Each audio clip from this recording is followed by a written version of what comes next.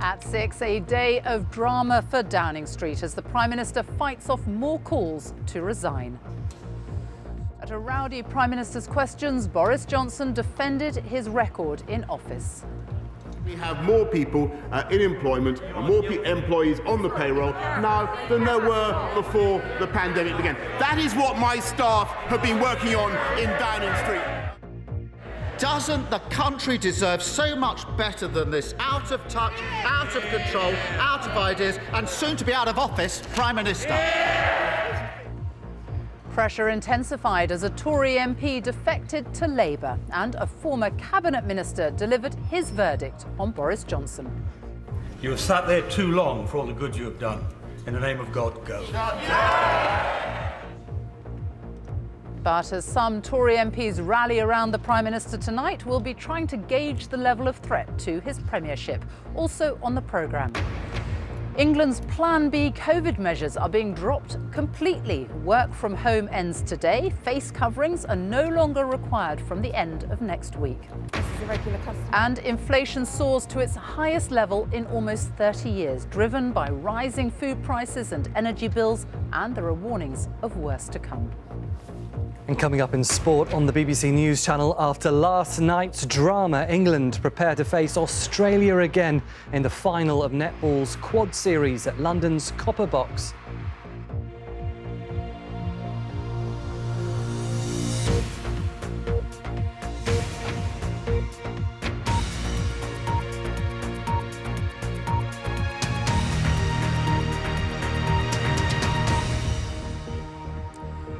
Good evening from Downing Street on a dramatic day in Westminster as the Prime Minister faced more intense pressure over parties held here during lockdown. For the second week in a row, Boris Johnson heard calls for his resignation at Prime Minister's questions, among them from a former Conservative cabinet member, David Davis, who said, "In the name of God, go." And moments before the Prime Minister stood up in Parliament, one of his own MPs announced he was defecting to Labour. Boris Johnson again apologised for any misjudgments and told the Commons that MPs should wait for the results of an inquiry into the allegations, which is expected next week. Here's our political editor, Laura Kunsberg. The atmosphere in the Prime Minister's neighbourhood is full of risk. Danger dangles all around for Boris Johnson. Uncertainty hanging in the air. Downing Street confronting the truth that some of his own MPs want him gone. As ministers gathered to agree to ditch some COVID rules this morning, some of his own side waiting and watching, thinking about ditching him. Is it under control, Chief Whip? Yeah, all is calm. All is calm? Do you think you might be in denial about that, if you think this is calm? I think we need to focus on looking after the country and dealing with COVID and making sure we've got that right. But can it really go on like this? Some of your MPs are putting letters in. Is it all over for the Prime Minister, do you think? Ridiculous. It is not perhaps ridiculous, despite his allies' claim, to suggest their boss could be gone before too long.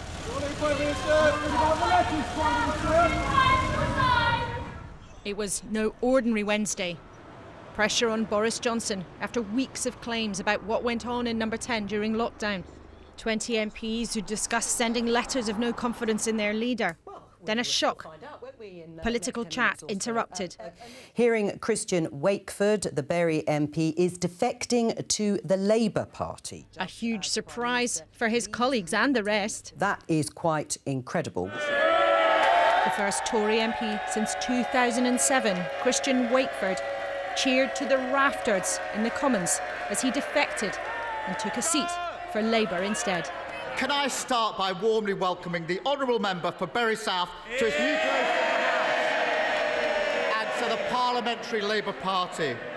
Mr Speaker, like so many people up and down the country, he has concluded that the Prime Minister and the Conservative Party have shown themselves incapable of offering the leadership and government this country deserves.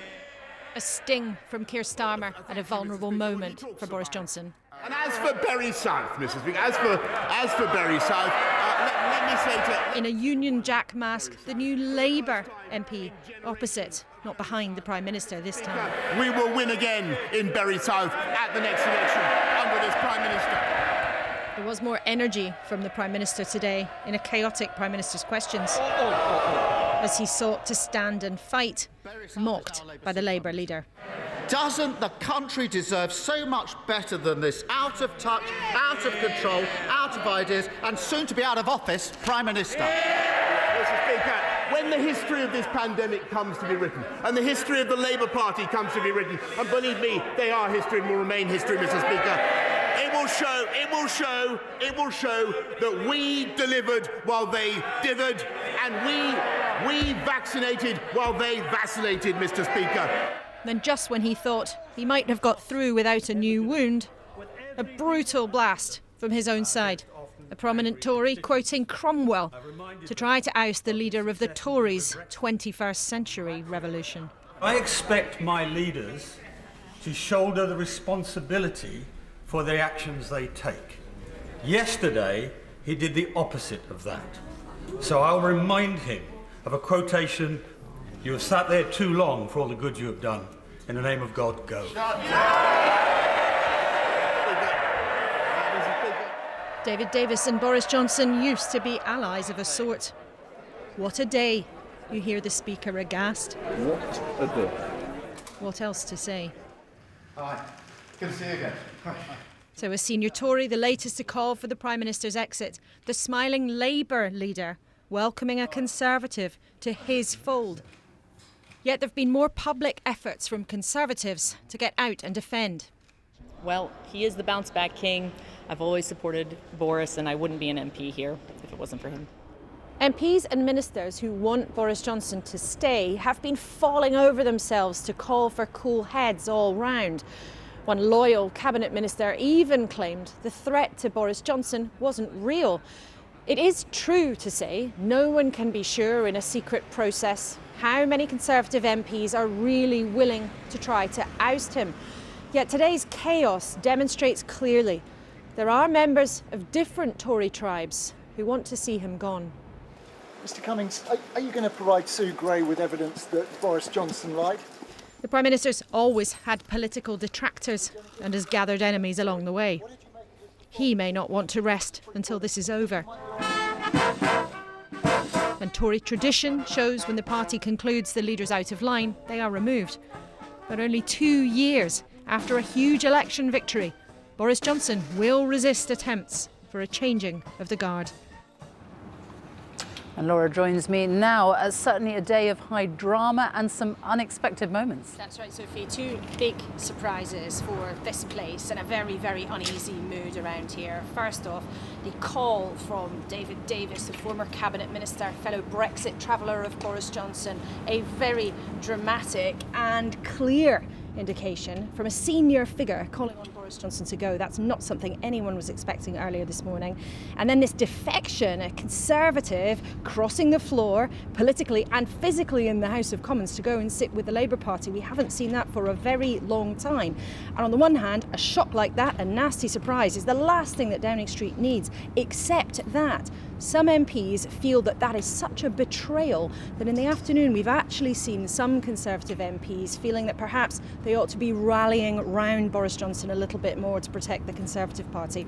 But there is no question that there is no sense of peace and calm around. This is still a very perilous and tricky period for the Prime Minister. Laura, more from you later on, but for now, thank you.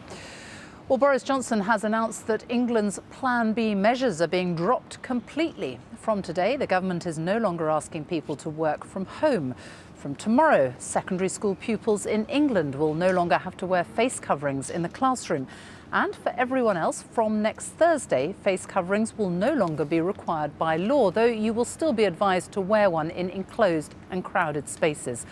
Also from next Thursday, a COVID pass will no longer be required to go to nightclubs and large events. But the self-isolation regulations remain in place for now for those who test positive, though they could be phased out by the end of March. Well, tonight, the Health Secretary, Sajid Javid, said the latest data showed the Omicron variant was in retreat. Here's our health editor, Hugh Pym. Masks on and off. The rules have changed at various times over the last 2 years, but in England the government has said they'll no longer be compulsory in shops and on public transport. The Prime Minister said masks would still be advisable in some settings, but it was now down to personal choice. We will trust the judgment of the British people and no longer criminalise anyone who chooses not to wear one. Labour said they supported the easing of Plan B as long as it was backed up by the science. In Bristol, people gave us their reaction. Well, I reckon it's a good thing that we're now learning to live with the Omicron variant, and that we've got to have the restrictions removed little by little. For me and for my family, I have elderly parents. I just would rather if we could keep the mask wearing, really. At this restaurant, they welcomed the scrapping of work-from-home guidance. So for us, it's been great. The offices being back is amazing. Hopefully, we're going to be back trading on a weekly basis, as it's been very, very quiet for us. So what is the trend now for COVID cases? One of the most authoritative sources is the Community Infection Survey by the Office for National Statistics, which picks up those without symptoms. According to the ONS, COVID infections in the UK fell last week for the first time since late November. It's estimated 3.4 million people had the virus.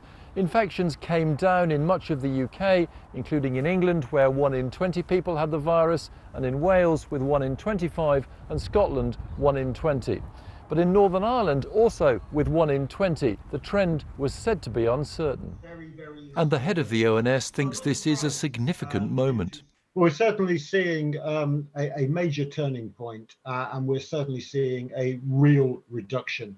The question I ask is that we're not sure yet whether that's going to continue to go down. I raised the issue at the Downing Street briefing. While we believe that overall we will continue to see declines in cases, that may plateau at some points as the infection is in various different populations. It's very hard to see beyond 2 to 3 weeks, and clearly the biggest change that's going to happen is people's behaviour. At this hospital in Walsall, the number of COVID patients in intensive care has come down a bit since last week, but doctors are urging the public to remain cautious as restrictions are eased. We're not in a bad place currently, but dropping our guard at this point is probably not the right choice or right answer. We probably will need to be vigilant and make sure that we follow the precautions that have been put in place by the government. In Scotland, mandatory mask wearing will continue in most indoor public spaces, though most other restrictions will be lifted from Monday. In Wales, nightclubs can reopen at the end of next week, though they'll remain closed for now in Northern Ireland. The devolved nations are moving at differing speeds, charting their own courses through this stage of the pandemic. And Hugh joins me now. So, Hugh, the scientists agree with this decision? Well, Sophie, I think broadly, yes, with obviously quite a few caveats there. The daily reported cases have been falling fairly consistently now, but there's been debate about how accurately they reflect what's really going on. They only pick up people who've come forward for testing. And of course, the rules have changed. You don't need a confirmatory PCR if you've tested positive on a lateral flow. The ONS survey, as we've been hearing, is a much broader reflection because it picks up people who don't even know they've got the virus because they don't have symptoms. And as we heard, a quite significant turning point has been spotted by the ONS last week, with cases now falling pretty much in most parts of the UK. Well, that's cases. Hospital admissions in England, yes, they're coming down a bit, but not hugely. There's still pressure on the NHS. And as Dr. Susan Hopkins of the UK Health Security Agency has been saying, it's hard to see beyond the next few weeks. So much will depend on people's behaviour, how they respond to advice on mask wearing rather than compulsion, and how they respond to moves back to work. A lot of it's now down to the public. Hugh Pym, thank you. Well, the latest figures show there has been a slight increase in the number of people testing positive for coronavirus, with 108,069 new infections recorded in the latest 24-hour period. On average, just over 93,000 new cases were reported per day in the last week. The number of people in hospital has fallen slightly, with just under 19,000 yesterday, and the number of people seriously ill on ventilators has also fallen slightly. There were 359 deaths reported in the latest 24-hour period. That's of people who died within 28 days of a positive test, though there will be some amongst this number who won't have died from COVID. On average, in the past week, 266 deaths were announced every day. On vaccinations, over 36.5 million people have now had a booster jab, which means nearly 64% of people aged 12 and over have now had 3 vaccine doses. Prices have risen at their fastest rate in almost 30 years. Inflation climbed to 5.4% in December. It has been driven up by the soaring cost of food and energy, amongst other things. The figure is more than double the Bank of England's target for inflation. The last time inflation was higher was in March 1992, when it was 7.1%.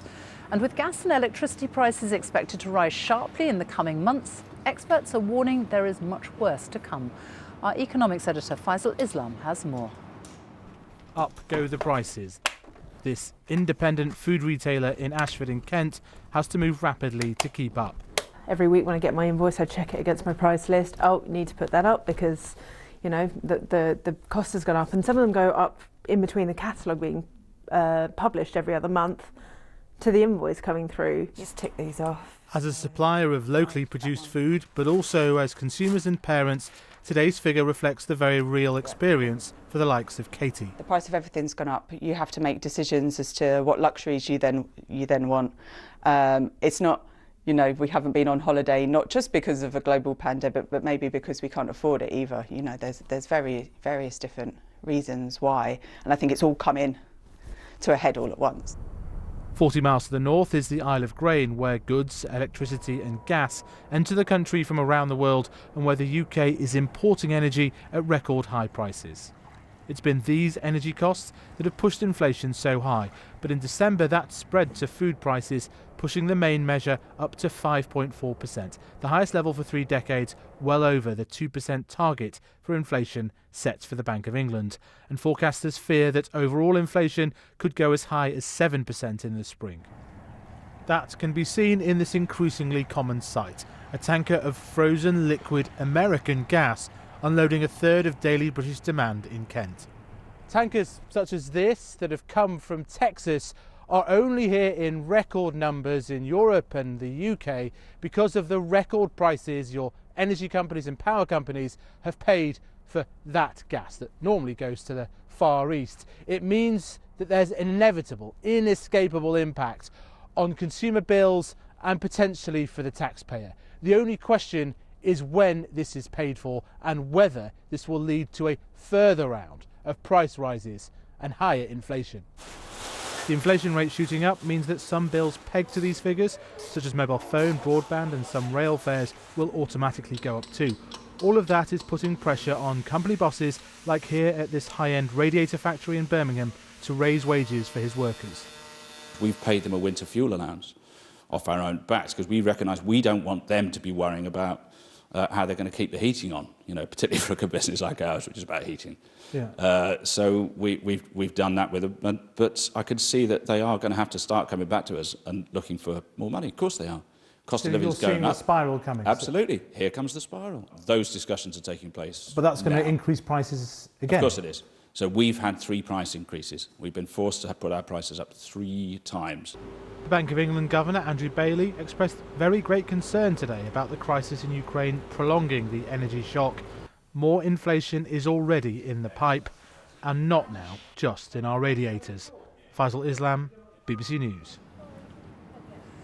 The US Secretary of State Antony Blinken, who is on a visit to Ukraine, has warned that Russia could launch an attack on Ukraine at very short notice. Russia has around 100,000 troops massed on its borders. Moscow has denied it's planning a military invasion. The US Secretary of State has urged President Putin to choose a peaceful path. America has also confirmed an extra $200 million in defence aid for Ukraine. Our diplomatic correspondent Paul Adams has more. British military equipment arriving in Ukraine, short-range anti-tank missiles with a small team of trainers to follow. The latest Western gesture of support to a country facing a mounting threat from Russia. Diplomatic support too. The US Secretary of State Antony Blinken flew to Kiev this morning, promising relentless American efforts to prevent Russia from invading.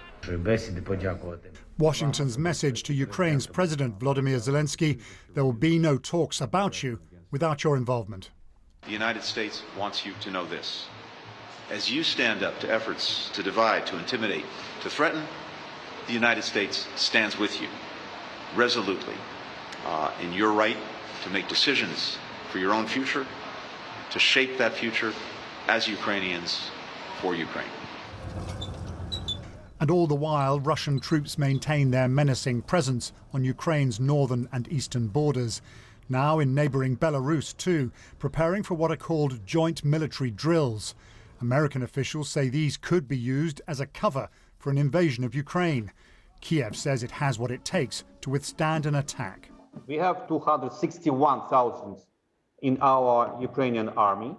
We have the options to have territorial defending forces 130,000.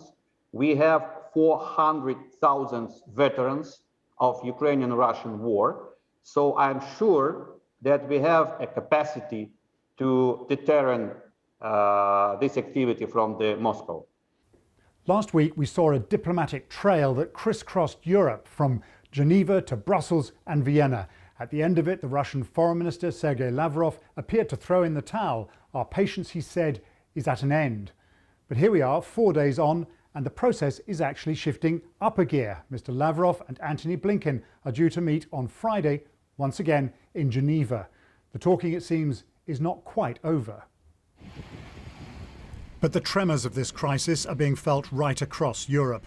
On the Baltic island of Gotland, Sweden is beefing up its presence, concerned about nearby Russian activity and what it calls Russia's direct threat to Europe's security.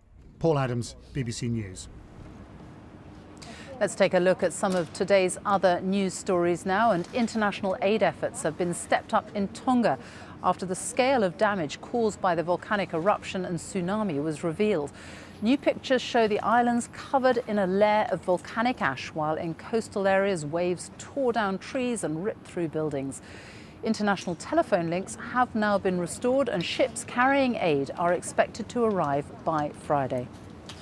A Belgian court has sentenced a Vietnamese man to 15 years in jail after ruling he was the ringleader in the trafficking of 39 migrants found dead in a lorry in the UK. The victims, all Vietnamese, were discovered on an industrial estate in Essex in 2019. Vo Van Hong was found guilty of having led a cross-channel people trafficking operation based in Belgium. A second man in his 30s has been arrested by Irish police investigating the murder of Aisling Murphy. The 23-year-old primary school teacher was attacked while out exercising beside a canal in Tullamore in County Offaly last Wednesday. The man is being questioned in relation to the potential withholding of information. The person arrested yesterday, also in his 30s, continues to be questioned on suspicion of murder. Back to our main story now, and the Prime Minister facing more calls to resign today. A lot of focus in the past 24 hours has been on the Tory backbenchers in the so-called red wall seats, where until 2 years ago voters had always supported Labour. That all changed in 2019 when they suddenly switched to the Tories. Our North of England correspondent Fiona Trott has been speaking to voters in one such seat, Bishop Auckland, which went blue for the first time at the last election. A town where Westminster feels a million miles away. In Bishop Auckland, people just want investment and jobs. It's why they voted for change. And today, over cake and coffee, politics was the talk of the tea room. Standing up in the Houses of Parliament and say he doesn't know anything about it. Voters weighing up their options once again. I won't be doing it again, even if I just vote for the dog down the road. Simple as that. But I won't be voting for Boris Johnson, yeah. I'm thoroughly sick of hearing about it. I would rather to hear them telling me what they're going to do about now and about our future. It's not just Bishop, I think there's a really massive amount of poverty going on at the moment and everyone is struggling, and rather than highlighting poverty and other stuff that's going on because of all the budget cuts, it just seems to be about Boris and the party. A lot of people around here took a risk and voted against what they would traditionally have voted against, or voted for, you know, and they feel now that they took that chance and they've just had their noses rubbed in it. Bishop Auckland is a symbol of Boris Johnson's victory at the last election, a former mining town held by Labour since the 1930s. Today, those voters seem more divided. There are people who feel he's let them down and businesses who still back the leader, who promised more investment. Shop owners like Suzanne, who opened up just before Christmas. I think you should just give them a chance, see how things go. It's getting the shops open. That's the problem, and we can't get the customers down if the shops aren't open. So that's the main thing what we need to prioritise around here. And the support that we've been offered through the whole of lockdown is we wouldn't be here if it wasn't for that. So as a business person, yes. Personally, if some of the things that I've had to go through personally in my life of it, I'd probably say no, I think he should step down from it. In this corner of England, they're wondering if their hopes can still be tied to a man who's fighting for his own future. Fiona Trott, BBC News, Bishop Auckland. Well, let's get a last word from our political editor, Laura Koonsberg. So, what now? Well, it's very difficult to tell, Sophie, but there's no question it's very, very difficult right now for Downing Street. They're not in control of events, and that, for any government, is a significant problem, because it's not just that it's hard for them to know whether or not Boris Johnson is going to survive, but it also means it's very difficult for them to get anything else done at all. And viewers will remember how this all started, allegations about what was going on behind closed doors during the pandemic that upset so many of the public and so many MPs too, because of the whiff of double standards, but also for MPs, crucially, about how Boris Johnson has handled the events. And it's that really which is seen by many MPs as having been a mistake that is at the root of the concern here. It's not necessarily always what happened, but actually about how Downing Street have been handling things. There's a very uneasy limbo, though. Quite a lot of MPs and ministers still reserving judgment until the official inquiry into exactly what happened done by the senior official Sue Gray emerges. That now probably won't happen until the beginning of next week. But a lot still could change in the next few days. Boris Johnson seemed today to have more fight about him, but number 10 certainly right now can't afford any more nasty surprises. Our political editor, Laura Koonsberg, thank you. Let's have a look at the latest weather now with Chris Fawkes. Thanks, Sophie. Although much of the day across England and Wales we had a lot of clouds and patchy outbreaks of rain, it was a fine end to the day on the south coast as that cloud cleared out of the way. But different story for northern Scotland, where it's been a windy day and we've had some snow showers in Shetland. Indeed, as colder air has actually fed in behind this weather front, we're starting just to see the first signs of the showers across the north of mainland Scotland, particularly North Highland, start to turn to sleet. And overnight tonight, as the colder air continues to dig in, we'll see some snow showers pushing into the north of mainland Scotland. The main risk is icy stretches, although there could be a dusting of snow in places. A few showers coming down the North Sea coast as well. For most of us, though, it's just a cold night with clear starry skies and a widespread and fairly sharp frost. A cold start then to Thursday, and Thursday looks to be the coldest day of the week. For most of us, sparkling sunshine from dawn till dusk, but there will be a few showers. Northern Scotland, the showers here quickly turning back to rain and sleet as milder air works in, and a few showers are possible around some of our North Sea coast. However, for the most part, the wind's just about offshore, keeping most of them out to sea. Norfolk will have the highest risk of seeing frequent showers, and it will be a cold day, temperatures 4 to 6 degrees Celsius. Now, high pressure is still in charge through Friday and the weekend, but the air is going to start recirculating around our area of high pressure, with the mildest air actually pushing into the north and west of the UK. Here for Scotland, Northern Ireland, probably parts of northwest England and Wales, there'll be a lot of cloud, a few mist and hill fog patches around, and maybe occasional spots of drizzle. Still, for most, it's dry. Temperatures could reach 9 or 10 for western Scotland, but it's quite chilly for most in England and Wales, with temperatures still at around 5s and 6s after a sharp frost. Beyond that, well, into the weekend, well, even into next week, the high pressure is going to be with us. There are no great changes in the forecast. If anything, the temperatures will just creep up to average or a little bit above. For example, Edinburgh sees temperatures this time of year should be about 7, so 9 or 10 degrees Celsius is above average, but the weather will stay dry for most of the weekend and most of next week as well. That's the latest weather. Sophie. Chris, thank you very much. And that is all from the BBC News at 6 on a dramatic day here at Westminster. Hugh will be here with all the latest at 10, but it's goodbye from me on BBC One. We can now join the BBC's news teams where you are. Goodbye.